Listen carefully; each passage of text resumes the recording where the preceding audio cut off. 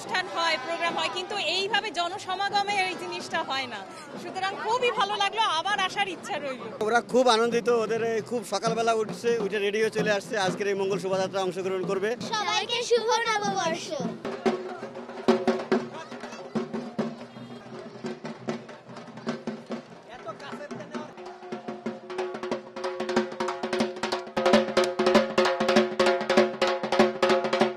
এইরকম আনন্দের দেশ চাই, এরকম আনন্দের তারুণ্য চাই, যাতে আমরা এরকম আনন্দ ফুর্তি করে বছর কাটাতে পারি। আসলে আজকে এই মঙ্গল শোভাযাত্রার মাধ্যমে আমরা বাঙালিরা আপামর নির্বিশেষে সকল ধর্মের মানুষ একত্রিত হয়েছে। দিন তো একটাই, সেটা তো যে কোনো নববর্ষেই একটাই দিন, যে কোনো দেশে যে কোনো ভাষার, কিন্তু ওই বছরের প্রথম দিনটাই হচ্ছে খুবই স্পেশাল।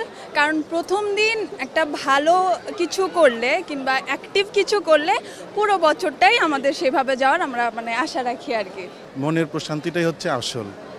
প্রত্যেকটা মানুষ তার নিজস্ব মন মানসিকতা নিয়ে চলে, এবং আমি বলবো যারা একটু নেতিবাচক চিন্তাভাবনা করে তাদেরকে ওই চিন্তাভাবনা থেকে দূরে চলে আসতে হবে, পরিবর্তন আনতে হবে তাদের মনের মধ্যে। যদি তাদের সুন্দর ভবিষ্যতের কথা তারা চিন্তা করে, তাদের পরবর্তী প্রজন্মের সুন্দর ভবিষ্যৎ চিন্তা করে,